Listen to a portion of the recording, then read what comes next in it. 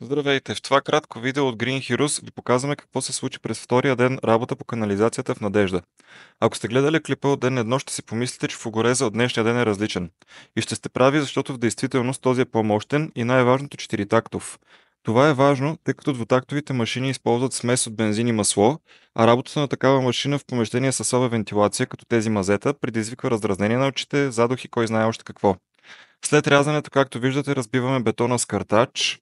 За любителите на къртането оставяме следващите няколко секунди за масаж на ушите.